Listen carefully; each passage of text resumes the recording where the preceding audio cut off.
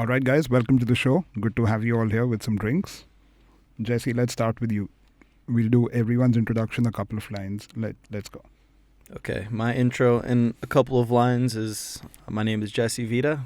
I've been working in F&B in the bar industry for about 15, 16 years now. Started in San Francisco, went from New York, now in Singapore. Chilling in Bombay right now, Mumbai, with this group of like-minded gentlemen. Very cocktail focused. I've ran bars that focus from American whiskey to gin to rum to everything, and soon to be opening my own and our own bar when we get to my colleague and business partner. Bar in Singapore. Bar in Singapore, yeah. Where I've been based in Singapore for about 4 years. Was at Atlas before that, and we've gone independent, do our own thing as of the last 4 or 5 months. Gabe.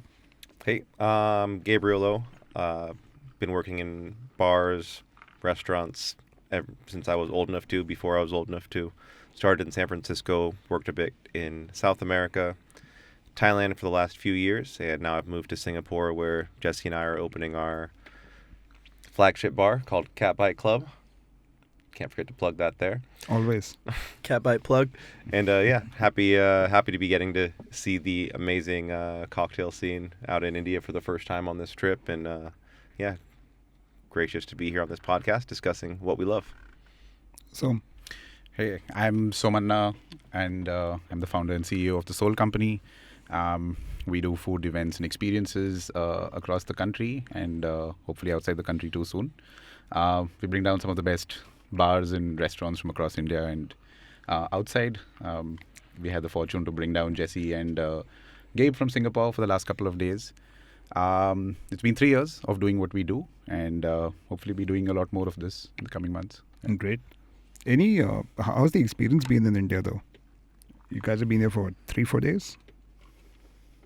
Yeah, just, it's fast. It's a busy, hectic, crazy city, and that's been exactly the same as our schedule. I flew in on the 16th, immediately started setting up for the event. We had a really cool guest shift the next night, which was Saturday, 3 nights ago now. And after that shift, we went out. Our host showed us the amazing bars and nightlife in the city, and the last 2 days have just been full of that as well. Yeah, great. So let's get right into it. I'll get the ball rolling. So we will each talk about 5 bars we love. These are not in any particular order. There's no criteria of price points or anything. As long as it's a bar that's currently open, that's about it. And I'll get the ball rolling with Cocktails and Dreams Speakeasy, which is in Gurgaon. And they are celebrating 10 years tomorrow. I think by the time the episode comes out, they would have already done that. And to me, the cool thing is that 10 years back, if I look at the Indian bar industry, cocktail industry, it was nothing. And these guys started off in Gurgaon, that too, which I would never think Gurgaon having a speakeasy sort of a bar. And my pick of a drink from there is the bartender's choice. Again, this sounds like a very speakeasy thing to do, but I saw their first menu today, and they had that even on their first menu. And again, in India, thinking 10 years back, going to a bar and saying, I want tequila as my base. I want this is my flavor, make me a drink. That would just not happen here. So as a tribute to Cocktails and Dreams, I will start with them. And I think we just go in circles, so each person talks about one till we get to 5 each. Sounds good. I suppose I'm up then. Yeah. Well, I'll follow that with I got to start with a bar in Singapore, of course, because that's my home. That's where we're based.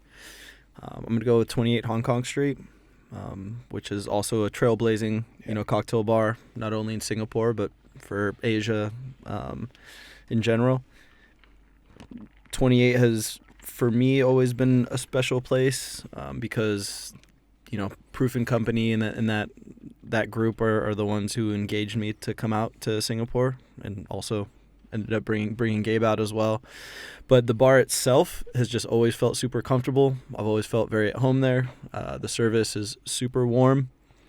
The drinks are great. It's not a bar, I would say that has maybe a signature cocktail per se, but I always end up slamming a daiquiri there because it's a very industry bar. But I think it really hits on all of the aspects that I mostly appreciate about bars, which is hospitality and ambiance. good drinks as well, but I think it's really a place that anyone can enjoy, dimly lit, good energy, plays hip hop, a lot of the things that probably we'll also have aspects of when we open Cat Bite Club. And yeah, I mean, if a friend visits Singapore, I'm always going to take them there. Yeah, I would do the same thing. Okay, for me, a bit of a curveball. I don't know if this is allowed. I'm going to throw a wine bar out there. There's I didn't think of that, but sure. We'll allow wine bars. It's allowed. You can have one. They have some spirits there sometimes, but hit or miss. In Bangkok, the bar is called Mat Kiao, which means bottoms up, like finish your glass. Trailblazers in terms of natural wine. The people that started it import natural wine, so you can't really get a better price on a bottle of wine anywhere in the city. And again, to echo what Jesse said, it's about the environment, it's about the service, just the fun of being there, which makes it such a great bar. They have really great food. Chef Thomas over there makes great bites, and they only serve wine by the bottle. So my favorite drink there would be a bottle of wine. So nothing by the glass? Nothing by the glass. That's a ballsy move, but cool. You got to commit. It's Yeah. it's a small place, so you have 20 people in there. There's at least a few bottles of wine open. Yeah. Maybe you can make some friends that you didn't come there with and share a bottle. Yeah. But it's definitely that kind of a space where, it's definitely more of like a high energy, rowdy type of a wine bar, and you always get to discover something new. That's kind of cool. I'd been to one wine bar in Singapore that also was very big on natural wines. I don't remember the name right now. Was it Rebel? Yeah. Or Wine And- Revolt. yeah. I think it was. Okay, now you've confused me with which one it was, but it had a super grungy, easy vibe, right? It didn't have a typical what do you think of when you think of a wine bar sort of a vibe. Yeah. Yeah, it's great. Making wine more inviting. It can definitely be a category that can seem hard to get into. It can seem a little stuffy. So having these new wine bars that are a lot more fun and vibrant and attractive to maybe a younger drinking demographic, I think, is really important. I think I'll start with India. Americano immediately comes to mind. I think it's just a place. Every time I'm in Bombay, love to go there. The bar team, along with Govind and all the boys behind the bar, always just make you feel so welcome. The beauty of Americano is that when it started, it was all about the food. It still is, but I think today I just go there post 11 o'clock to get a drink. I think just the energy of that space, the kind of people that are there at any given point in time. That feeling of when you're inside Americano, you could be anywhere in the world until you open the door and you're in Kalagoda, which is also a pleasant feeling. I think for me, recently there's this bourbon-based drink called the Headhunter, which I really love. But most of the times, by the end of the night, go within shows, you don't remember what you started with all the shots that keep coming your way. But I think that is just a great template for a bar, and I think in India today, and I hope more bars get there. Most of them are, and enjoy going there. We went with Jesse and Gabe also there. Gabe got to go there twice. He got lucky. Jesse got to go there last night, but love the space. Oh yeah. My next pick would be from Hanoi, the Haflington, a bar that completely surprised me. Again, like typical Vietnam street, there's pho outside, there's street food, and then you walk up to this place. It's the most beautifully lit, dimly lit place with these dinosaur sort of bones hanging all over, and the best white Negroni. And I think we'll end up making some white Negronis now. But that bar has got me back onto white Negronis. But such a surprise to see that in a place like Hanoi. I will not be surprised that, like in a couple of years, I'm pretty sure it'll be on every Asia 50 sort of a list. Very, very cool place. Academy chairs, please be listening. Yeah, and my drink there would be the white Negroni. But everything there, even the kind of bar snacks service. One floor you can smoke throughout. You can smoke cigars. A great whiskey collection as well. So overall, very cool place. There's nothing better than a surprise bar. Yeah. When you go to a market and you're not necessarily, expecting. Well, you have no expectations, right? Like you're coming in, because I think that's the best way to travel is to not have expectations. And so when you go to a place and you get surprised by like an excellent bar or an excellent restaurant, always makes for an amazing experience. I end up going to Hanoi twice in a month, and I think the Haflington had a very major role to play in that. And at least from Bombay right now, it's sometimes cheaper to go to Vietnam than to go to Alibag for the week or for the weekend. But yeah, and we found out about that place through someone, and that was it. It was great. Had to go back to pick up your credit card that you left there, drinking and smoking It cigars was last so time. good. I went back in 3 weeks, and I walked in, and they're like, white Negroni. I was like, yes. Yeah. Oh, that's great. That's the other thing, That's right? the shit. When you walk back and they remember what you like, again, just service, right? Which I'm sure will be a very key part of all of our picks today. 100%. Yeah. That. And bartenders are better at knowing your drinks than your name, but it still feels damn good when Oh, you yeah. walk in and someone Yeah. remembers your drink, especially if you've only been there once or twice. All right, I'm going to jump over to Seoul. Bar Zest. Newish bar. I think it's been open during the pandemic. It's been probably open for like a year, maybe a year and a half. Literally opened by a bunch of bartenders that were friends that were working at some of the, at that time, or even still some of the best bars in Seoul, Charles H. In the Four Seasons, Le Chamber, a few other really good bars in Seoul, and they were like, hey, let's open a bar. And I mean, of course, that's a short story, a short version of what is a long story, but they opened Bar Zest, and it's just on point. Like, great vibe, great ambiance, probably seats about 30 to 40 people max. Very personable experience as far as the service is quite high touch. The space is small, so that makes for more actual physical interaction and interaction in every aspect of it. And their drinks are just on point. And it's ran by a bunch of people who get it, and there's about like 6 of them, so it's not just like one person that's just driving the whole thing. There's about 6 of them that are all like long-term bartenders, industry people, know people, and they're just good folks doing good drinks. And I was quite impressed really by their program when we were in Seoul a few months back. I remember sitting and they were talking about the inception of the bar, and it was 3 really good friends who bartended together somewhere else, and they were like, hey, we can open a bar. And Yeah. that's everyone's dream, is to have 2 friends you work with that are super solid, great bartenders, and to have that realization and then actualize, we can open a bar. We don't have to work for someone else. We can do our own thing. And they crush it. They fucking kill it. Yeah. And it's one thing to say it, and it's another thing to do it. And like what they've actually executed is an amazing product. All right. I'm going to try to get away from Bangkok a little bit. I'll probably end up back there. But next bar I definitely want to give some props to was a great little surprise find in Indonesia. Bar in Bali called Bar Souvenir, which is this 10-seat bar, maybe.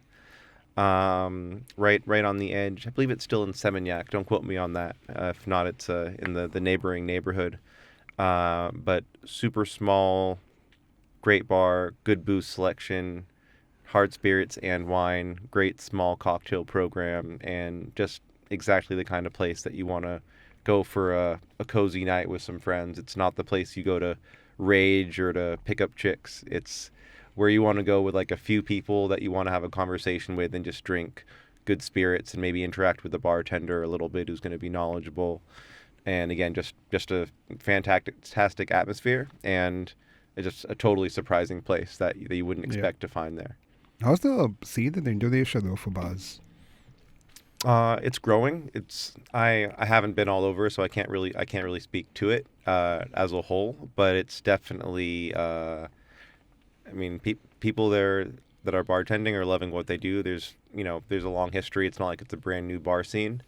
But they're keeping up. They're doing their own thing. It's obviously a very specific place, and there's a lot of cool different kinds of cocktail bars, from small and intimate to that, like to big and clubby, to a lot of beach clubs, of course. Oh yeah, I like how Bangkok's just sprung up, right? I was just trying to understand is what's happening in Bali or Indonesia as well. Yeah, I mean it's growing rapidly, I would say. COVID slowed everyone down. Oh yeah. But what they're doing out there is definitely their own thing. They're not copying anyone else. They're, very much have their own sense of identity. They have their own, spirit with arak that they're working a lot with there. So it's a very, very unique, specific cocktail scene. Yeah, and I would say you have Jakarta and you have Bali. Indonesia is the most populated country in Southeast Asia by a lot. It's like 300 million people, so it's even more than the States. Of course, it's a very Muslim country, so alcohol can be kind of tough in certain areas as far as, the laws and importing and everything. And I don't want to take too much time on this, but just to explain a little bit what I know about Indonesia and their bar scene is, Bali is very like beach club heavy, at least for what's been known there for a long time. So you have like Potato Head in Seminyak, which has been on Asia's 50 best list before, so that's probably the most well known. There's been some bars in Jakarta as well. But you're starting to see some bars across Indonesia and also in Bali specifically that are really identifying themselves in doing what they do and being unique in what they do, and having a representation of like the terroir and the land and where they are and what they're offering from the Iraq and like the unique kind of like fruits and things that grow out there. Yeah, that's cool. Back to you. I think about a month and a half back, we were in Singapore, and my colleague Diganta and me, we were like hitting 5 bars a night. I think I aged about 10 years in those 5 days, but it was a lot of fun. And obviously, we hit all the regulars and everything that was expected. But one of the recommendations was this place called Corduroy Palace, and it took us a while to find it. Proper speakeasy, little pizza store or a little bakery in the front that had us a little confused for a while, and then we walked in and it really did feel like a corduroy palace. We felt significantly underdressed for that evening. I didn't feel that underdressed in Atlas also, to be honest. But it was like classic date night place and like fairly swanky people, and then we just decided to go and sit at the bar. And the best part was like we were just like ogling at the space. Like it's very tiny, it's double the size of the room that we're sitting in right now. I'm sitting at the bar and going through the menu, and the bartender came to us and said, like, what kind of drinks do you like? So I went into my usual spiel of how I love old fashions and all that. And then he stopped me somewhere in between and he looked at both of us and like, listen, do you guys like a margarita? And we were like, no, hell no. What? So he's like, then let me make you a margarita. Yeah. Yeah. Sorry, man. Why would you not like a margarita? Yeah, who doesn't like a margarita? Yeah. It's weird. Can you leave? Also, we're sipping on a skinny margarita sort of a drink. Not my first drink when I get into a bar. Maybe when I close the night. He made us the most magical margarita.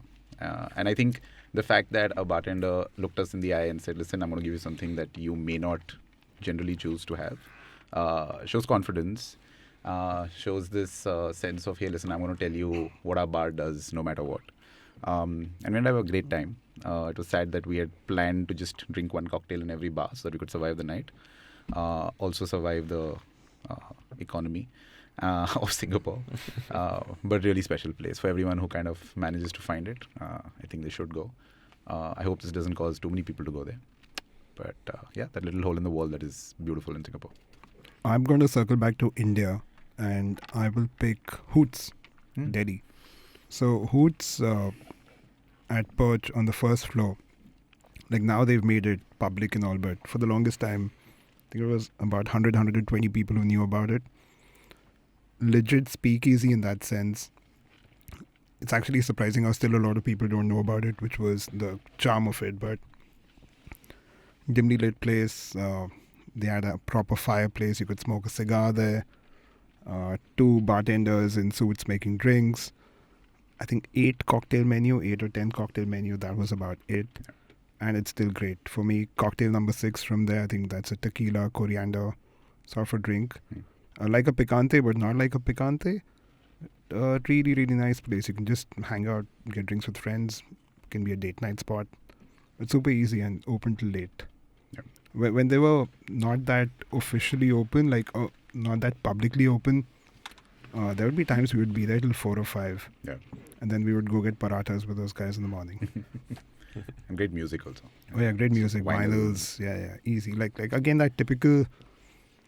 For me, that's my kind of bar that I want to frequent often, and it's just easy, good music, good vibes. A bar that you can get lost in. Yeah. Forget about time. Yeah. That's a perfect segue to the bar I'm about to mention. Sorry, Gabe, probably stealing one of yours, but I got to go. We're going to go to Bangkok for my first Bangkok bar that I'm mentioning, Tropic City. Oh yeah. Which is totally that bar. It's a bar generally that you end up going towards the later part of your evening when you're bouncing around in Bangkok. Great drinks, And you can see a common theme with all the bars that I mentioned. Great vibes, great hospitality. That's what I always love. And I also love a bar that has really embraced what people want from it. And like the way that they operate is very obviously just because of that's how they need to exist, you know. And those mechanics are, you know, being a little bit of a later night bar, being kind of clubby, but not in like not in a way where you feel like you're entering a place that's only a club where you need to have like bottle service and like this like kind of like special type of access that you're paying, you know, top dollar for. You know, the bar's on the left, the dance floor's on the right, the bathroom or toilets, you know, are in the back behind that, and they're all very much, you know, happening together. The drinks are good, but you can also have a beer and a shot, and everyone's cool with that. And the bartender's probably happy that you're ordering that because they are fucking busy all the time. They have a really cool, you know, out front kind of like patio area, if you will, where you can kind of like smoke and hang out and chop it up and shoot the shit. And it's the bar that I consistently feel very comfortable at every time I'm there. And, you know, from all of those aspects, even on top of it, it's the bar that I'm most likely going to run into either someone I know or someone that I don't know, but I'm going to have an interesting conversation with. I have some fun memories of that bar. In fact, last I was there, it was during the last Bangkok bar show. I think Jay was doing a guest shift there, Koa, and that was a night that whole industry was there, good vibes. Yeah, for sure. Yeah, I think one of the owners there is also a pretty well-known DJ that plays all over the place, not just at his own place there. So I think DJs really understand how to create those vibes and those parties, and does a really great job of keeping that balance. Staying in Bangkok, I'm gonna get a little weird now. Anyone that knows me really well knows that I'm a huge video game nerd. I was gonna say, knows that you're a little weird. It goes with the territory. More than a little weird. That being said, there is a fantastic arcade bar in Bangkok called 100-Bit, right on like kind of the outskirts of Chinatown. So the guy that set that up is, you know, a man after my own heart, huge gaming nerd, and he has these systems that he made himself, which are emulators, so you can play old school games from dozens of different systems, all with the same controllers. So there's maybe 7 or 8 televisions set up and various consoles, and you can play Mario Kart, you can play 25 different versions of Bomberman, Street Fighter, Tekken, whatever it is, and it just makes for a great fun night out with people that are, you know, super accustomed to these games, or someone who's just like wanting to find something, you know, new and fun and different to do besides just drink at a bar. They host competitions like tournaments for Bomberman and Super Smash Brothers and things like that, and it's just amazing little great unique space. Cocktails, I don't think I've ever had a cocktail there, but the owner is very discerning in his taste, and there's always great beer. I'll always end up drinking a good bottle of like local craft beer when I'm there. Now I'm thinking in my turn I might just bring up beer now, since you've done that a couple of times. But also thank you for reminding me about Bomberman. I forgot about that. Man, Bomberman was intense. Like, you would get... Oh, it's still intense. Yeah. You need to do one episode on that now. Yeah. On just like arcade games from the 90s. Arcade games. Yeah. You can bring Gabe back for that one. I'll stick to the Bangkok theme. There was this bar off one of those speakeasy lists, and I was like, I'm not going to find the name, and I'm going to actually follow the clues and get there. It's a little place called Ku Bar, KU, and just like a 10-seater. I remember my wife had like a broken knee, and I like made her walk all around those little alleys, and it was damn creepy, that place, like when you're walking down those lanes. But we finally found the space, walked up 3 floors, old construction site, and walked into like the sliding door. Very, very bare, very minimal space. And the bartender, there was no menu. He just kind of looked at me, asked me, would you like? And I'll make you something close to that. I love bars like that. Just not too much conversation. And he very clearly told us that, listen, there are 10 stools here. If they were full, I would have asked you to wait outside. So no standing around. His wife runs a little natural wine bar and pasta shop just downstairs from there. So if you need to eat something, you need to go down there. All cats, all bats. Yeah, and really special space. You end up talking to everyone sitting there. At the end of the night, he was like, "What are you planning to eat? Do you want to go down to my wife's restaurant?" And we're like, "No, I want to eat something street side." So he wrote something in Thai and gave it to me, and he said, "You walk down, take a left. On the right, there'll be this place. Just give them this sheet of paper, and they'll get you the food." And I walked up there, gave them that sheet of paper. That guy just looked at me. He's like, "Where are you from?" I said, "India." He's like, "Are you ready for this?" I was like, "Yeah." And then he got me the food. So, Spicy. Kubar, after the podcast. Before I get into my next recommendation, in case there are sounds of us drinking, pouring, whatever, just apologies about that, because we are drinking as Som just made that sound. We're currently trying out, and my idea was to make them try some Indian stuff. So we're right now having a pistola with some Swami salted lemonade, and later we've got some other stuff to try. My next bar on the list would be Sugar Hall. So I'd never been to Sugar Hall earlier, and then it had shut down during COVID. Last time I was in Singapore, they just reopened, and I think I was there on day 2. And to me, the biggest thing was just that daiquiri. That was so simple but so delicious. And I had 2-3 of those, one after the other, and they're like, "Hey, you want to try other stuff?" And I was like, "No, I just want this again." And to me, rum is also a very exciting category. A lot of times whiskey takes over that brown spirit thing, but there's so much more fun you can have with rum. So definitely Sugar Hall on my list. Decent bar bites as well. And yeah, just nice, easy place, and that daiquiri, and they do a daiquiri hour as well. So cheaper daiquiris in Singapore. Win-win. They do have a happy hour Yeah. where that daiquiri is Yeah. at a good price. Yeah. Yes, and I will. I'm gonna go ahead and spill a secret about their daiquiri. Sorry, Aki and the whole team. They put 1 ml of shochu in their daiquiri. There we go. I don't know. Does it do anything? Does it not? I don't know. But it's a damn good daiquiri. That is. Agave and rice, rum and rice for that one. Okay, so I'm gonna move over to China, and to a bar that I unfortunately haven't been able to visit for a while, but it's a special place to me and in my heart because it was the first proper cocktail bar I ever went to in Asia, and this would have been in 2017 is the first time I went there. I've been back since, but Spikla in Shanghai. That place blew my fucking mind. And that's really the only statement I can say about it. I'll never forget, like, walking in there. The front entrance is it's like bar tools. You know, you can buy like craft, Japanese, shakers and jiggers and bar spoons and stuff. If you didn't know that there's a bar behind there, that's all you'd know. But when you go in there and you ask to be let in, and it has 3 floors.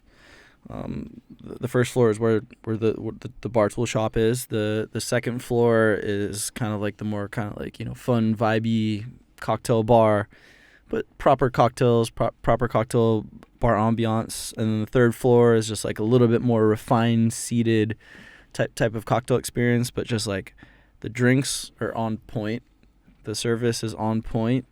And for me, like when I walked into that place, I could just tell like this is like a generational culture changing cocktail bar. And it proved to be that, with its respect and accolades. And then you have Shingo Gohan, who's the main operator owner, who for my money to this day is the best operator owner of cocktail bars in the world. I will say that I've been to many of his bars. They're opening a bar in New York, actually, right now, with him and Steve Schneider of Employees Only fame. So shout out to them. They're opening a place out there in the West Village, I believe. But yeah, I mean, just nailed it. Every aspect, like the design, the feel, the vibe, the entrance, and that's something I'll speak candidly. Even for the design of Catbite Club, when we lock it in the next coming months, is that feeling of entrance. When you walk into a space and it feels special and unique, and it's not just necessarily like opening the door or seeing through. It's like there's mystique and intrigue. and they really nailed that, and I love that, you know. So I could go on and on, but yeah, that place will always be special to me, and I can't wait till I can go back to Shanghai and experience Speak Low again.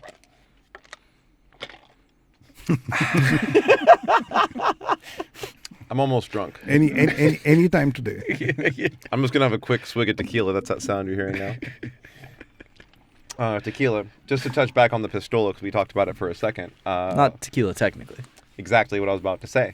Pistola is an agave distillate that is grown, produced, bottled, everything here in India. Something that I learned about very recently, and it's super cool. I mean, Jesse and I are opening a bar that's focusing on agave and rice spirits, and I'm pretty sure when we first thought of this idea, the agave spirits we were thinking of were all coming from Mexico.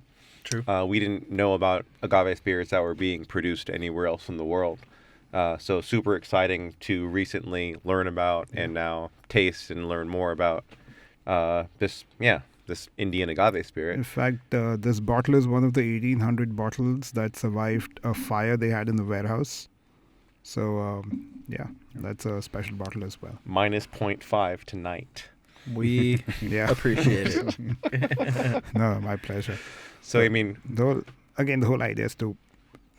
For me, I think for all of us, I'm sure, good cocktails, good wine, it's all about having it with people who, are going to enjoy, right? And that's all. That's what this is all about. Yeah, 1000%. Yeah, enjoy it, appreciate the hell out of it. All right, let's get to your recommendation now. Yeah, you bought enough time, man. Yeah. We're still in Bangkok. All right. Anyone that drinks with me knows I'm very open about this. My favorite bar in Thailand is Asia Today. I was having the conversation with someone around here earlier in the last couple of days. The reason why Thailand's cocktail scene is so cool is because they aren't copying anywhere else in the world. A lot of the most prolific bars in Thailand are very Thai. And that's something that Asia Today really captures. When I first moved there, their menu was all around local honeys.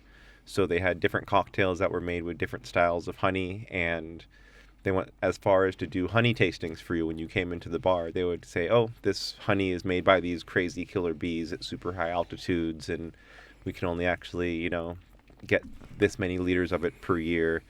This is some wildflower honey from this region. And I knew that honeys were different, but in all my years of working in F&B, I had never really appreciated how different and unique different types of honeys were. So, yeah, just something they do great. More so, to me, it feels kind of like the atmosphere of your local neighborhood, slightly divey bar that has good cocktails, but you don't have to drink cocktails. 80% of the time I go to a bar, I don't drink cocktails. I very often have their Irish coffee there. Absolutely amazing. Sometimes their little house cat comes and steals the cream off the top, which I usually let it. Part of the experience. And half the time I drink some Isan rum with soda, which is also just super delicious and still uniquely Thai. But really, really great, cool space that is very Thailand. I'll come back to India. Goa, for me, obviously great memories of Tesoro when they were around. Used to have a great time, and that's kind of the theme in Goa, right? Like all the bars, great time. Are you getting to what I think you're getting to? Great. You're going to make my life easier. Do it. I'm actually going to Hideaway. You're going for the south. Yeah. Okay, cool. So for me, Hideaway is this bar in Anjuna in Goa. Bunch of boys, much like the story you told us earlier, decided one day that, hey, listen, let's open a bar. No experience of anything in the F&B space, and they went and opened this little space. They just had a couple of meads. They had some coffee and a couple of craft beers from Goa.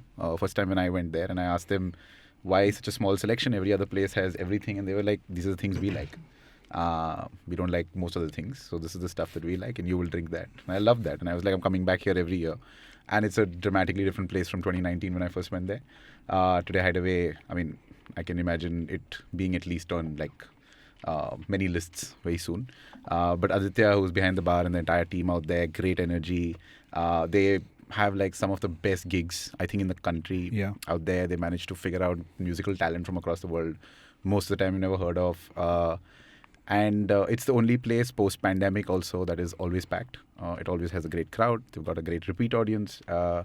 And I think with the drinks out there, it's another, I can sense a theme emerging from everything I'm saying, but like I always like leaving it to the bartender. And I think Aditya is one of those guys who really kind of gets it. It's one of those few teams where everyone in the team can do what the head bartender can do. What the manager can do. And I think that's like a really special thing. And even if there are 200 people there, we had done, at Soul Company, we had done a bar takeover there. We brought down this bar from Sri Lanka, Smokes and Bitters. There were 225 people there, but the hospitality never dropped. And that's really hard to do. That's number 4. I was there 4-5 days back, and Goa was surprisingly empty for some reason. I think the season's going to pick up a little later this year. Hideaway was packed. Yeah. And again, the Aditya team, like, just super boys. Before we get into our last round of bar suggestions, let's get into a round of drinks. So we'll take a little break. We'll make some white Negronis, perhaps, and come back. This last round is going to be juicy. Hey, it's been another great week on the IVM Podcast Network. Here's wishing you all a happy new year. As we step in the brand new year 2023, here's introducing Club Paisa Vaisa, which gives you early access to Paisa Vaisa episodes 3 days before release, ad-free content, bonus content, and access to full episode archives. So get your yearly membership today for only rupees 699. Log on to club.ivmpodcast.com/Paisa Vaisa. New episodes are out every Monday. On Cyrus Says, Cyrus and Amit Doshi talk about books they read in the year 2022. Amit offers some great recommendations, adding Cyrus's book The Average Indian Male to the list. On Capgemini's Techipedia series, Sheiladitya talks to Rajesh Kosalram, head of automotive for Capgemini Engineering. They talk about the softwareization of vehicles, trends in the automotive industry, and much more. On The Advertiser's Guide to the Galaxy, Karthik talks about an FMCG giant's smart way to promote its hair oil.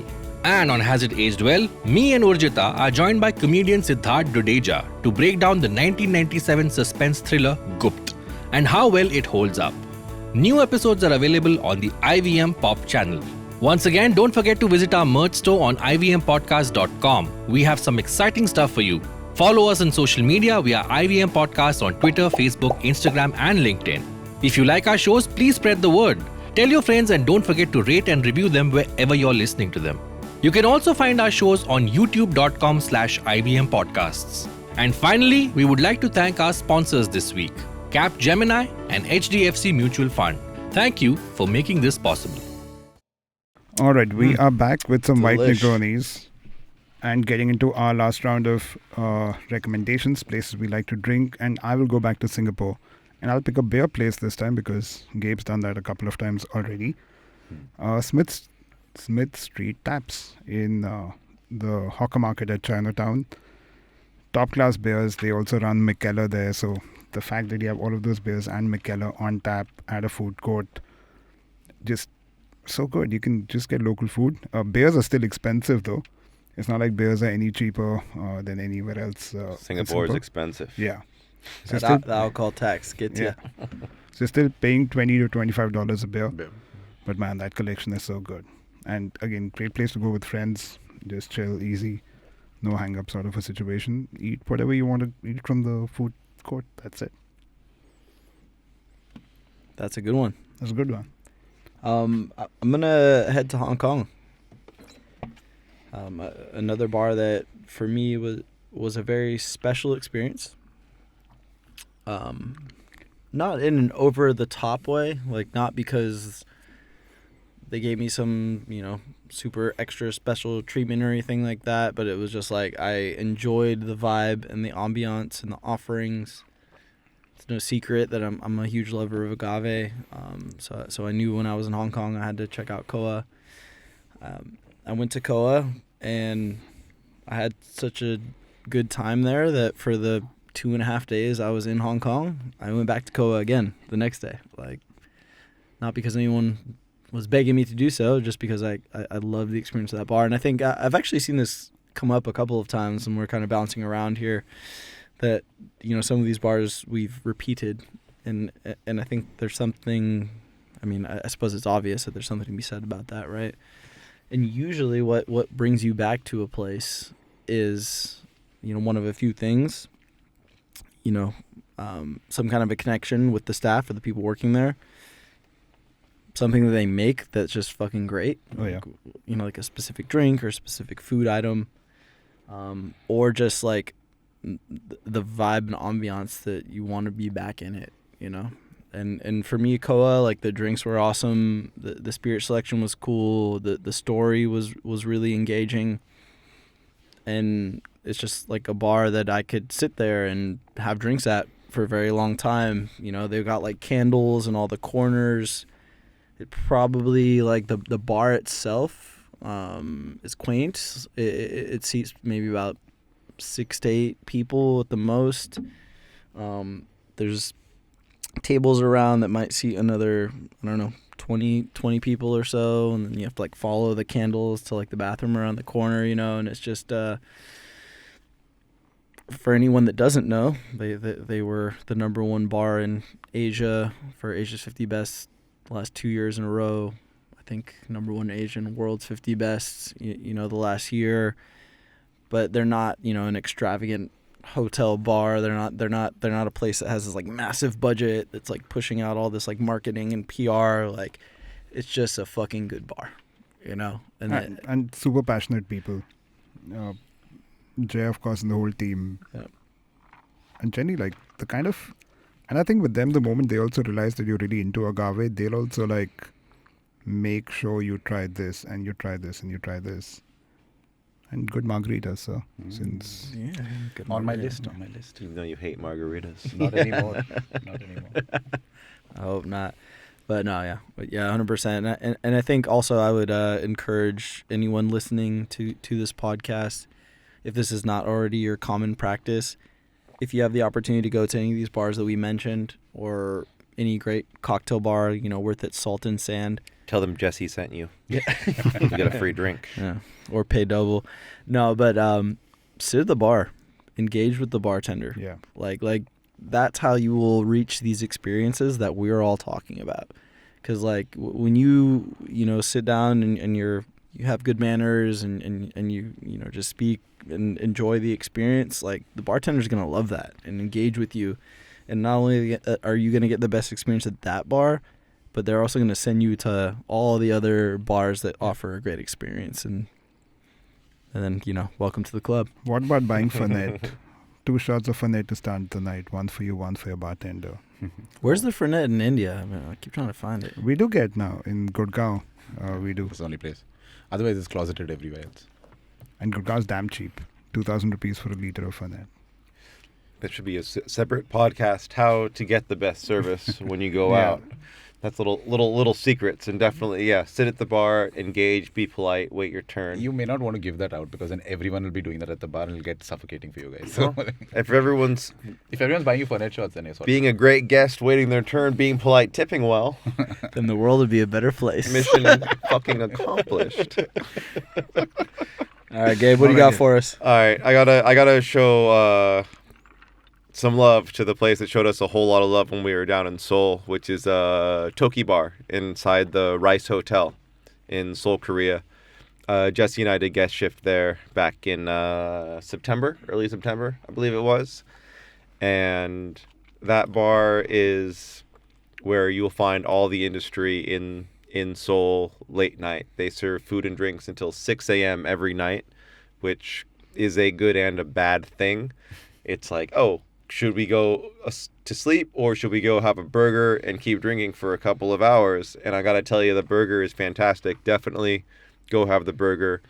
The people that run it also produce Toki, which is a really properly made soju. So big shout out to brand, the master distiller, to Doug, who owns the brand, because they make really good spirits and they engage with the industry really well. And that bar is really a testament to that.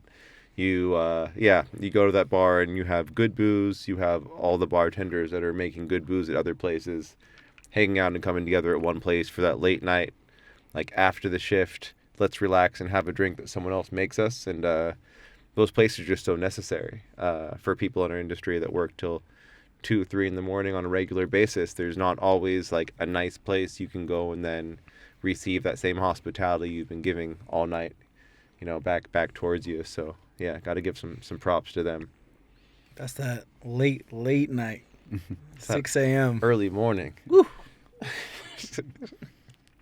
I think I'll close with a place that has like the Soul company's soul, which is Sri Lanka. I think all of us in the company have a story there. My colleague Diganta worked there for 2 years. I got married there. So it's a place that's really special to so many of us. And right at the southernmost tip of Sri Lanka is Hiriketia. And in Hiriketia is Smoke and Bitters. This fantastic bar with this beautiful view of the ocean, perpetually blue skies, great sunsets, straight out of like a really meaningful romantic comedy kind of a feel, because like everyone's just dressed so well out there, and Hiriketia's got this really great surfing culture. In between that is Don Rana Singhe, who opened Smoke and Bitters, lived many years in London and came back to Sri Lanka and said that I want to open something special. They love their smoked meats and they love their cocktails, therefore Smoke and Bitters. All their drinks. I remember we'd all gone there for an event, a Soul Company event, and then on the last day we did this dash across Sri Lanka to hit Hiriketia to just do this bar. I did like a smoked old fashioned out there, which was just pure sex, and and even the food was just like, everything was just perfect. I think it's one of those places that like truly transports you. I mean, the bar team is great. Like, we got Don and Samira down to do like a 2-city shift couple of months back between Goa and Bombay. They're so full of heart, and that's all of Sri Lanka. I mean, there's so many bars that we love out there, but like I think all of Sri Lanka kind of represents that, and I think both of them, and I think Don, what they're doing with the team, is brilliant. They hit the list last year. They were in the 50 best Asia list, fully repping Sri Lanka. For some reason, feel like a great sense of like love and patriotism for that country. God knows why, but it all comes down to the people, and I think for me, all the bars, I mean, I think it's just like the people behind it, and I think that's what makes it so special. And they do like a truly soulful job of it. Yeah. I see what you did there. I'm so sorry. I'm just going to jump in real quick because you just said something that it's all about the people. It's about the people on both sides of the bar, both sides of the restaurant, both any size, and like whatever you're doing, in life, professionally, personally, it's about the people. Like none of the rest of the shit matters. You know what I mean? When you have people who are like passionate and care about what they do, and I'll say specifically to like, cocktails and spirits, whether you're a distiller, a podcaster, an owner of a brand, an experienced creator, I can go on, but good people on both sides of the business is what makes things special. And there's really nothing else to be said outside of that, in my personal opinion. Yeah. Cheers to that, man. Yeah, cheers to that. Also, I want to say one thing, that this in no way is like our specific top 5 or anything. These are places that come to mind right now because we've had a certain experience there. So there's not like a hardcore list, because I'm pretty sure if I asked for 5 more names, it would be in the same category. It's not like a ranking system, what we're doing today. No one be mad at us, please. Do you want to do like bottom 5, like all the places Oh, we hate? no, I told you I wanted to do. no. Flight. No ways. Kidding. No We're ways. kidding. All right, gents. Thank you so much for being here. Hopefully we'll do this again in the future, maybe 6 Hell yeah. months, 1 year down the line sometime. Hell yeah. If I'm in Singapore, you guys are down here. Thank you so much. Have a good trip back. Live from Cat Bite Club. Let's do Oh, it. yeah. That'll be fun. Cat Bite That'll Club, be Instagram, add us, look us up. Come visit us when we're please, open, finally. Please do tell me your personal accounts and the Cat Bite Club account so people can follow. Go ahead. Tell us. Okay. Well, Our OnlyFans is. at Cat Bite Club, CatBiteclub. For me, Jesse J. Vida. Don't worry about it. No. I want you to say your Instagram handle, Okay. because it's It's a new Lowe with spaces in between. A space NEW space LOWE. By space, he means underscore. Yeah. Either work and Instagram. Actually, Grandpa? And your OnlyFans? That gets censored anyway, so it's fine. So you Dickbiteclub.com. Yeah, at Somanna PM, and Soul Company is at Soul Company India. and we have Diganta who's outside the studio because we couldn't accommodate him. So Yeah, here. and half Is my that why? recommendations are his. At Diganta Diggy. Yeah. Cool. Thank you so much. Please make it to your flight.